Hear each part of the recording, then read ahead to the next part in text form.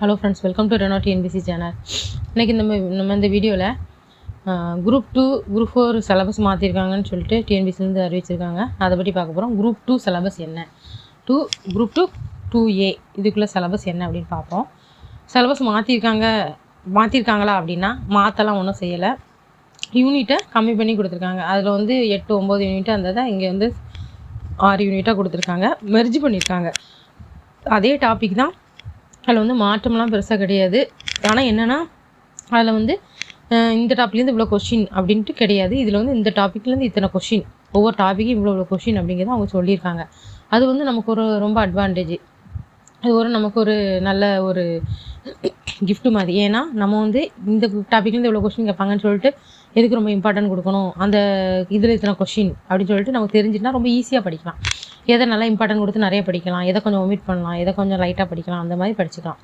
இப்போ பாருங்கள், கொஷினும் எத்தனை கொஷின் அப்படிங்கிறது அதே தான். அதாவது பொது அறிவு ஜிகே 75 கொஷின் தான். பழைய இதுலேயும் அதே மாதிரி தான் இருந்தது. அடுத்து மேக்ஸ் 25 கொஷின், அதுவும் அதே தான். பொது தமிழோ பொது ஆங்கிலமும் 100 கொஷின், அதே மாதிரி தான். ஆனால் என்ன இதில் ஒரே ஒரு சேஞ்ச் என்னென்னா, ஒவ்வொரு டாப்பிக் எத்தனாவது கொஷின் வரும்னு கொடுத்துருக்காங்க. அது ஒன்று தான். மற்றபடி அங்கே இருக்க எல்லா டாப்பிக்கையும் மெர்ஜ் பண்ணியிருக்காங்க. இங்கே யூனிட் கம்மி பண்ணியிருக்காங்க, அதெல்லாம் மெர்ஜ் பண்ணியிருக்காங்க, வேறு ஒன்றும் இல்லை. இதில் பாருங்கள், ஃபஸ்ட்டு பொது அறிவு 5 கேள்விகள் கொடுத்துருக்காங்க. பொது அறிவியல் 5 கேள்வி தான்.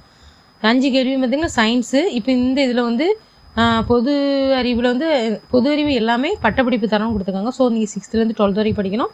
காலேஜ் லெவல்லையும் கொஞ்சம் படிக்க வேண்டியிருக்கும். குரூப் 2க்கு அப்படி தான் படிக்கணும். அப்போ ஆனால் நீ அதுக்காக இப்போ காலேஜ் லெவலில் படிக்கணும்னா 6th 7th விட்றாங்க. அதுலேருந்தே உங்களுக்கு கொஷின் இருக்குது. 6th-12th வரைக்கும் இந்த டாப்பிக்லாம் எங்கெல்லாம் இருக்கோ அங்கெல்லாம் போய் படிக்கணும். அதேமாரி காலேஜ் லெவல்லையும் கொஞ்சம் படிச்சுக்க வேண்டியதான். அப்புறம் இதில் பொது அறிவியலுக்கு 5 கொஷின் தான் இருக்குது. ஸோ சயின்ஸில் இன்னொன்று என்னென்னா நடப்பு நிகழ்வுகள். குரூப் 4லையும் இதே மாதிரி தான் பண்ணியிருக்காங்க. குரூப் 4க்கும் குரூப் 2க்கும் ஒரே சிலபஸ் தான் இருக்குது. நீ ஒரு சிலபஸ் படித்தா நீங்கள் 2 எக்ஸாம் எழுதலாம். அதை பார்த்துக்கோங்க.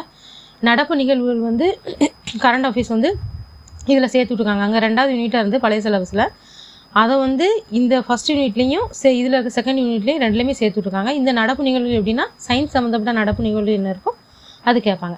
மற்றபடி சயின்ஸில் அந்த டாபிக் எங்கெங்கே இருக்கோ அதை பார்த்துக்கோங்க, அதை பார்த்து படிங்க. அடுத்து நடப்பு நிகழ்வுகள் சயின்ஸ் சம்மந்தப்பட்டது எதுவோ அதை கேட்பாங்க. இவ்வளோ சேர்ந்தே 5 கொஸ்டின்ஸ் தான். அதனால் சயின்ஸ்க்கு நீங்கள் ரொம்ப இம்பார்ட்டன்ட் கொடுக்க வேணாம், கொஞ்சம் ஜென்ரலாக படிங்க போதும். அடுத்து இந்தியன் புவியியல் ஜாகிரஃபிலையும் 5 கொஸ்டின்ஸ் தான். அதுலேயும் ஜாகிரஃபி சம்மந்தப்பட்ட நடப்பு நிகழ்வுகளையும் இதில் சேர்த்து விட்டுருக்காங்க. அதையும் இதில் நீங்கள் படிச்சுக்கிட்டால் போதும். ஜாகிரஃபி மொத்தத்தில் 5 கொஸ்டின் தான். அதனால் இதுக்கும் கொஞ்சம் ரொம்ப இம்பார்ட்டன்ட் கொடுக்காம கொஞ்சம் மேல்டால படித்தாலே போதும். அடுத்து இது பாருங்கள், இந்திய வரலாறு, பண்பாடு மற்றும் இந்திய தேசிய இயக்கம். இதுக்கு 10 கொஸ்டின் கொடுத்துருக்காங்க. இது இந்த தனித்தனி யூனிட்டாக இருந்தது இப்போ மெர்ஜ் பண்ணி கொடுத்துருக்காங்க 3rd யூனிட்டில். இது எல்லாமே இதில் இந்தியன் ஹிஸ்ட்ரி, பண்பாடு இதெல்லாம் இந்த டாப்பிக்கில் 6th-12th வரைக்கும் என்ன இருக்கோ மற்றும் காலேஜ் லெவலில் என்ன இருக்கோ அதை நீங்கள் படிச்சுக்கோங்க இந்த ஹெட்டிங்கில் ஃபுல்லாக. அடுத்து இந்திய ஆட்சியல். இதுக்கு பாருங்கள், இது 15 கொஸ்டின் கொடுத்துருக்காங்க. ஸோ இந்திய ஆட்சியல் கண்டிப்பாக நல்லா தரவு படிக்கணும். இந்தியன் ஹிஸ்ட்ரி நல்லா தரவு படிச்சுக்கோங்க. அதுலேயும் 10 கொஸ்டின் இருக்குது. அடுத்து இந்திய ஆட்சியில் 15 கொஸ்டின். இதில் என்னென்ன டாபிக் கொடுத்துருக்கோ இதை படிச்சுக்கோங்க. இதுலேயும் நடப்பு நிகழ்வுகள், இந்திய ஆட்சியில் நடப்பு நிகழ்வுகள் கண்டிப்பாக கேட்பாங்க. இந்த 15 கொஸ்டினில் நடப்பு நிகழ்வுகள் இதுலேயும் சேர்ந்து வரும். இந்த டாப்பிக்கில் 6th-12th வரைக்கும் என்ன இருக்குது, காலேஜ் லெவலில் என்ன இருக்கோ அதையும் படிச்சுக்கோங்க. அடுத்து இந்தியன் எக்கனாமிக், அதாவது இந்திய பொருளாதாரம் மற்றும் தமிழ்நாட்டின் வளர்ச்சி நிறுவாங்க. இதுக்கு 20 கொஸ்டின் இருக்குது. அப்போ இதுக்கும் நிறைய இம்பார்ட்டன்ட் கொடுத்து நீங்கள் படிக்கணும். இதில் இருக்க டாபிக் ஃபுல்லாக என்னென்ன டாபிக் இருக்கோ இதில் ஸ்கூல் புக்கு தான் maximum. Full and full school புக்கில் தான் வரும். காலேஜ் லெவலில் கொஞ்சம் படிக்கணும். ஆனால் ஸ்கூல் புக்கை நீங்கள் ஃபுல்லாக தரவு பண்ணிட்டாலே ஓரளவு மார்க் வாங்கிடலாம். ஸ்கூல் புக்கில் இந்த டாபிக் எங்கே இருக்கோ அதெல்லாம் தேடி படிங்க. மேக்ஸிமம் டாபிக் வைஸ் தான் படிக்காமல் புக்கே ஸ்கூல் புக்கே அப்படி படிச்சுக்கோங்க. இந்த இந்திய பொருளாதாரம், தமிழ்நாட்டு வளர்ச்சி, இந்த டாப்பிக்லாம் எங்கே இருக்கோ அதெல்லாம் படிச்சுக்கோங்க. அடுத்து 5th யூனிட் பாருங்கள், தமிழ்நாட்டின் வரலாறு. இதுக்கு பார்த்திங்கன்னா 20 கொஸ்டின். இது ரொம்ப இம்பார்ட்டன்ட். நம்ம தமிழ்நாட்டு டிஎன்பிசி தமிழ்நாட்டில் உள்ள எக்ஸாம்னால தமிழ்நாட்டுக்கு முக்கியத்துவம் கொடுப்பாங்க. ஆனால் தமிழ்நாட்டில் வரலாறு, பண்பாடு, மரபு மற்றும் சமூக அரசியல் இயக்கங்கள். இதுக்கு 20 கொஸ்டின் இருக்குது. இதுலேயும் இந்த டாபிக் எடுத்து நீங்கள் படிச்சுக்கோங்க. இப்போ உங்களுக்கு ஜிகேயில் 6 யூனிட் உண்டு. 6 யூனிட்டையும் என்னென்னு பார்த்தாச்சு. இதுலேருந்து எடுத்து படிச்சுக்கணும். அடுத்து மேக்ஸ் பாருங்கள், மேக்ஸ் அதே 25 கொஸ்டின் தான். ஃபஸ்ட்டு 15 கொஷின் எதுக்குன்னு பாருங்கள். திறனறிவுனா என்ன? சுருக்குதல், விழுக்காடு, பொது காரணி, அதாவது HCF, LCM, அடுத்து விகிதம், தனி வெட்டி, விகிதாச்சாரம், கூட்டு வெட்டி, இந்த மாதிரி எல்லாமே கொடுத்துருக்காங்க. இதையும் நீங்கள் வந்து இந்த ஹெட்டிங்கில் ப்ரிப்பேர் பண்ணிக்கோங்க. அடுத்து காரணவியலில் 10 கொஷின். இது வந்து என்னது? இந்த ப்ராபபிலிட்டி, அதை பகடு சம்மந்தப்பட்டது, அதாவது ரீசனிங்கும் இருக்கும், கொஞ்சம் மேக்ஸமும் இருக்கும். எண் எழுத்து காரணவியல், எண் வரிசையில் மேக்ஸ் சம்மந்தப்பட்டது தான். ஆனால் ரீசனிங் போக எக்ஸ்ட்ரா மேக்ஸ் சம்மந்தப்பட்டும் இருக்கும். இந்த டாப்பிக்கில் உள்ளார படிச்சுக்கோங்க. இதில் வந்து திறனறிவு தேர்வில் வந்து 15 கொஷின் வந்து பார்த்திங்கன்னா சிம்பிளிஃபை, விழுக்காடுலாம் நீங்கள் வந்து இப்போ நாங்கள் வந்து இப்போ விழுக்காடு தான் மேக்ஸில் வீடியோ போட்டுட்ருக்கோம். அதாவது பர்சன்டேஜ், அதெல்லாம் வந்து நீங்கள் வந்து மேக்ஸ் வீடியோ பார்த்து தெரிஞ்சுக்கோங்க. மேக்ஸ் வீடியோவில் வந்து நம்ம மேக்ஸ் ஃபுல்லாகவே வீடியோவாக தான் போட்டுருக்கோம், ஷார்ட்ஸ் போடல. தமிழ் மட்டும் தான் ஷார்ட்ஸ் போட்டுருக்கோம். அதே மாதிரி தமிழ் இலக்கணமும் ஷார்ட்ஸ் தான், வீடியோ தான் போட்டுருக்கோம். இந்த மாதிரி வீடியோ எல்லாமே நம்ம வீடியோ பார்த்தீங்கன்னா எல்லாமே யூஸ்ஃபுல்லாக இருக்கும். இதில் இருக்க டாப்பிக்கில் எல்லாமே போட்டுட்ருக்கோம். ஆல்ரெடி தனி வெட்டி கூட்டு வெட்டி போட்டுருக்கோம். இன்னும் தனி வெட்டி கூட்டு வெட்டினா நிறைய சம் இருக்குது, நிறைய போடுவோம். இந்த இதில் வந்து இப்போது விழுக்காடு தான் பார்த்துட்ருக்கோம். அதாவது பர்சன்டேஜ் தான் இப்போ நம்ம பார்த்துட்ருக்கோம். பர்சன்டேஜ்ங்க டாப்பிக்கில் தான் இப்போ ஃபுல்லாக சம் ஓடிட்டுருக்கு. நீங்கள் அந்த வீடியோ போய் பாருங்கள், உங்களுக்கு ரொம்ப யூஸ்ஃபுல்லாக இருக்கும். ஸோ இந்த மாதிரி நீங்கள் எல்லா சமயம் பார்த்தீங்கன்னா, எல்லா டாப்பிக்கில் உள்ள சமயம் பார்த்தீங்கன்னா கண்டிப்பாக 15 கொஷின் ஆன்சர் பண்ணிடலாம். இது வந்து நீங்கள் ஜென்ரலாகவே பண்ணிடலாம், அந்த 10 கொஸ்டின்ஸ். அதனால் மேக்ஸில் ஈஸியாக 25 மார்க் வந்து 25 கொஸ்டின் கரெக்டாக ஆன்சர் பண்ணிடலாம். அடுத்து வந்து ரொம்ப ரொம்ப இம்பார்ட்டன்ட் என்னது? பொதுத்தமிழ். பொதுத்தமிழ் வந்து குரூப் 2 இருந்தாலுமே உங்களுக்கு 10ஆம் வகுப்பு தரம் தான் சொல்லியிருக்காங்க. ஆனால் நீங்கள் 12th வரைக்கும் படிச்சுக்கோங்க, அதுதான் நல்லது. 11th 12th கண்டிப்பாக கொஷின் இருக்க தான் செய்யும், இல்லாமலாம் இருக்காது. அதனால் 11th 12th வரைக்கும் படிச்சுக்கோங்க. இப்போ வந்து பாருங்கள், இதில் வந்து 100 கொஷின் எப்படி கொடுத்துருக்காங்க பாருங்கள். இலக்கணத்துக்கு 25 மார்க், இலக்கணத்துக்கு தான் 25 மார்க், 25 கொஷின் கொடுத்துருக்காங்க. ஸோ அப்போ அதிக கொஷின் எதில் இருக்குது? இலக்கணத்தில். ஸோ இலக்கணத்தை நல்லா படிச்சுக்கோங்க. இந்த இலக்கணம் ஃபுல்லாக ஸ்கூல் புக்கில் தான் இந்த டாப்பிக்கெல்லாம் இருக்குது. இதில் உள்ளது எல்லாமே படிச்சுக்கோங்க. என்னென்ன டாபிக் பார்த்துக்கோங்க, ஹெட்டிங் என்னென்ன கொடுத்துருக்காங்களோ இது வந்து ஸ்கூல் புக்லேயோ இல்லைனா காலேஜில் உள்ளனாலும் படிச்சுக்கோங்க. அடுத்து இயல் அழகு 2 யூனிட் 2 வந்து சொல்லகராதி. இதுலேயும் 15 கொஷின் இருக்குது. ஆனால் இலக்கணத்துக்கு தான் 25 கொஷின். அதனால் இலக்கணத்துக்கு ரொம்ப இம்பார்ட்டன்ட் கொடுங்க. இலக்கணம்லாம் நம்ம இதில் வந்து இலக்கணம் ஃபுல்லாகவே வீடியோவாக தான் போட்டுட்ருக்கோம். ஷார்ட்ஸ் வந்து இருக்கும், 1-2 இருக்கும். ஆனால் வீடியோ தான் ஃபுல்லாக போட்டுருக்கோம். வீடியோ தான் ஃபுல்லாக நீங்கள் கவர் பண்ணி படிச்சிங்கன்னா இலக்கணத்தில் அழகாக ஈஸியாக 25 கொஸ்டின் ஈஸியாக அடிச்சிடலாம். அந்த மாதிரி தான் நம்ம வீடியோ இருக்கும், பார்த்துக்கோங்க. அடுத்து சொல்லகராதிலையும் 15 கொஸ்டின்.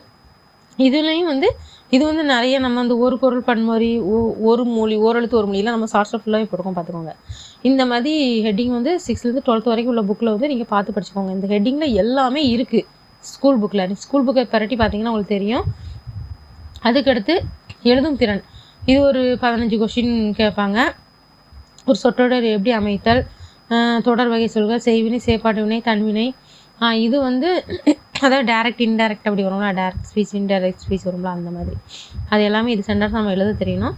இதுக்கு வந்து இதில் 15 கொஷின். இந்த உள்ள டாப்பிக்லாம் பார்த்து படிச்சுக்கோங்க. இளமை மரபு, அதாவது ஒளி மரபு, இதெல்லாம் 7th ஸ்டாண்டர்டில் இருக்குது, 8th ஸ்டாண்டர்டில் இருக்குது. ஸோ அதனால் 7th தானே 8th தானே அப்படின்னு படிக்காம விட்றாங்க. 6thலேருந்து இம்பார்ட்டன்ஸ் கொடுத்து படிச்சுக்கோங்க. 5th வரைக்கும் நீங்கள் படிக்க வேணாம், 6thலேருந்து இம்பார்ட்டன்ட் கொடுத்து படிச்சுக்கோங்க. அடுத்து கலைச்சொற்கள் வந்து இந்த எக்ஸாம்பிள் கொடுத்துருக்காங்க பார்த்தீங்களா, வலசை, மைக்ரேஷன், ஒவ்வாமை, அலர்ஜி, அந்த மாதிரி மரபு சொற்கள் வந்து, அதாவது கலைச்சொற்கள் வந்து புக்கில் வந்து ஒவ்வொரு இயலுக்கும் பின்னாடி இருக்கும். ஒரு 5 10 15 இருக்கும். அதை கண்டிப்பாக நீங்கள் படிக்கணும். அதை நம்ம இப்போவும் ஷார்ட்ஸில் போட்டிருக்கோம், இன்னும் கண்டினியூஸாக எல்லாத்தையும் போடணும். போட படிச்சுக்கோங்க. இதுக்கு 10 கொஷின்னா ரொம்ப அதிகம்தான். அதெல்லாம் கொஞ்சம் தான் இருக்குது. கண்டிப்பாக புக்கில் இருக்க மட்டும்தான் கேட்பாங்க. அப்போ நீங்கள் வந்து அந்த கொஞ்சம் இதை படித்தாலே 10 கொஷின் வந்து ஆன்சர் பண்ணிடலாம். அதனால் நீங்கள் கலைச்சொற்கு ரொம்ப ரொம்ப இம்பார்ட்டன்ட் கொடுங்க. கொஞ்சம் தான் இருக்கும் அந்த கலைச்சொற்கள் வந்து. சிலபஸ் பார்த்திங்கன்னா புக்கில் குறையாக தான் இருக்கும், பின்னாடி கொடுத்துருப்பாங்க. அதில் இருந்தால் ஏற்கனவே வந்து 1 இல்லை 2 கொஷின் கேட்பாங்க. இப்போ 10 கொஷின்னா அது நமக்கு நல்ல ஒரு கிஃப்ட் மாதிரி தான். ஈஸியாக அதில் 10 கொஷின் ஆன்சர் பண்ணிடலாம். அடுத்து வாசித்து புரிந்து கொள்ளும் திறன். இதில் 15 கொஷின் கொடுத்துருக்காங்க. ஒரு 10 கொடுத்து அதில் வினா கேட்பாங்களாம், அதை எழுத தெரியணும். இந்த மாதிரி பற்றி கொடுத்து அதில் கொஷின் கேட்டு இந்த கொஷினுக்கு என்ன ஆன்சர் அந்த மாதிரி இருக்கும். நமக்கு வந்து அப்ஜெக்டிவ் டைப்னாலும் இதில் வந்து கொஷின் வந்து ஈஸியாக கேட்டுருவாங்க.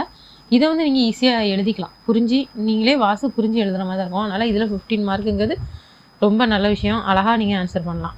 அடுத்து எளிய மொழிபெயர்ப்பு டிரான்ஸ்லேஷன் வந்து எப்படின்னா ஆங்கில சொற்கு இணையான தமிழ் சொல் எழுதுது, இல்லை தமிழ் சொற்கு இணையான ஆங்கில சொல் எழுதுது, கண்டிப்பாக அப்படி கேட்பாங்க. இதுவுமே ஈஸியாக நீங்கள் ஆன்சர் பண்ணிடலாம்.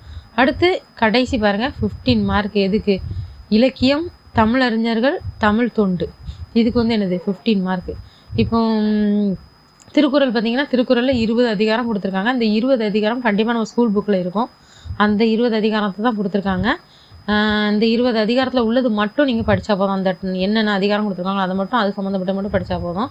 அப்புறம் வந்து நூல் அறிஞர்கள், அதாவது நூல் என்னென்ன நூல் யார் எழுதுனா, கவிஞர்கள், இவங்களை பற்றி எல்லாமே பேர் கொடுத்துருக்கு. இவங்க சம்மந்தப்பட்டது எதுனா கேட்பாங்க இந்த மாதிரி. ஆனால் எல்லாமே இது வந்து உங்களுக்கு வந்து 10ஆம் வகுப்பு பாடத்திட்டம்னு கொடுத்துருக்காங்க. நீங்கள் ஆனால் 12th வரைக்கும் படிச்சுக்கோங்க, அதான் உங்களுக்கு நல்லது. ஸோ இதில் வந்து 15 கொஷின். அடுத்து இப்போ தமிழ் வந்து அப்போ நம்ம ஈஸியாக பிரித்து கொடுத்துட்டாங்க. அப்போ எந்த டாபிக் இம்பார்ட்டன்ட் கொடுக்கணும் அப்படின்னு சொல்லிட்டு நீங்களே யோசிச்சுக்கோங்க. எது அதிகமாக கொஸ்டின் இருக்கோ அதுக்கு இம்பார்ட்டன்ட் கொடுங்க, எது கம்மியாக தமிழை பொறுத்தவரையில் எல்லாத்துக்குமே இம்பார்ட்டன்ட் கொடுக்கணும். ஏன்னா எல்லாத்துக்கும் ஓரளவு கொஸ்டின் இருக்குது. ஜிகே பொறுத்தவரையில் தான் நீங்கள் வந்து ஹிஸ்ட்ரி, அதாவது ஜாக்ரஃபிக்கும் இன்னொன்று வந்து எனது சயின்ஸுக்கும் வந்து ரொம்ப இம்பார்ட்டன்ட் கொடுக்க வேண்டாம். கொஞ்சம் ஜென்ரலாக படிங்க. அதுக்காக படிக்க வேண்டாம்னு சொல்ல, கண்டிப்பாக படிக்கணும். சரிங்களா? அதில் ஒரு 5, அதில் ஒரு 5, 10 மார்க்கு அப்புறம் வீணாக போயிடும். ஓரளவு படிங்க. அடுத்து ஜென்ரல் இங்கிலீஷ் வந்து யாருக்கு உண்டு அப்படிங்கிறது உங்களுக்கு தெரியும். ஸோ இதில் வந்து என்ன மாதிரி பிரிச்சுருக்காங்க பார்த்துக்கோங்க.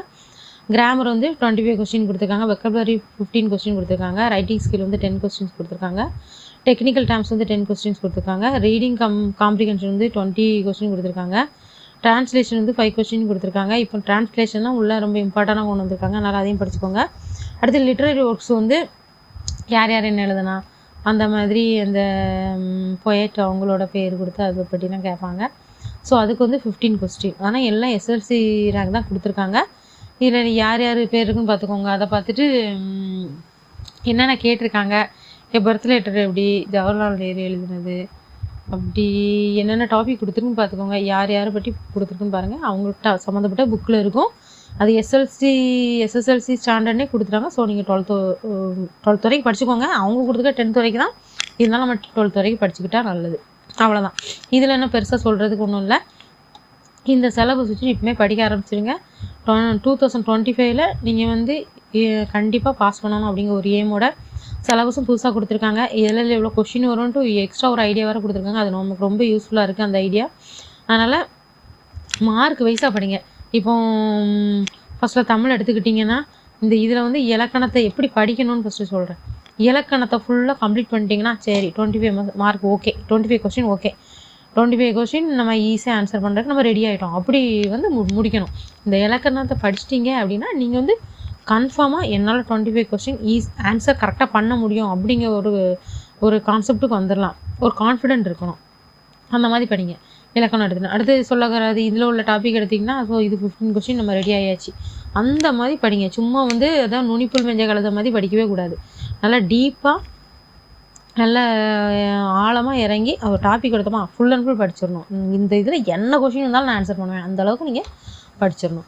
ஒவ்வொரு நேரம் படிக்கும்போதும் உங்களோட மார்க் இத்தனை மார்க்கு நம்ம படிச்சிட்டோம், இத்தனை கொஷின் ஆன்சர் பண்ண படிச்சிட்டோம், அப்போ இத்தனை மார்க்கு. அப்போ 25 கொஷின்னா ஒரு கொஷினுக்கு 1.5 மார்க்கு. அப்போ எத்தனை வரும்? 25 35 37.5 மார்க் வரும் 25 கொஷினுக்கு. அப்போ இலக்கணம் அப்படின்னா 37.5 மார்க்கு நம்ம படித்தாச்சு அப்படின்ட்டு ஒரு கான்ஃபிடென்ட்டோட படிக்கணும். இந்த மாதிரி படிங்க. இப்போ சிலபஸ் வர புதுசாக கொடுத்துருக்காங்க. இந்த சிலபஸ் எடுத்து அப்படி டாபிக் வைஸாக ஃபுல்லாகவே படிங்க. ஹார்ட் ஒர்க் பண்ணுங்கன்னு சொல்கிறதோட ஸ்மார்ட் ஒர்க் பண்ணுங்கள். என்னோட இது அதான். ஸ்மார்ட் ஒர்க் பண்ணால் ஈஸியாக நம்ம வந்து இந்த 2025 வர குரூப் 4லையோ குரூப் 2லையோ ஈஸியாக பாஸ் பண்ணலாம். நல்லா படிங்க. All the best friends. Thank you.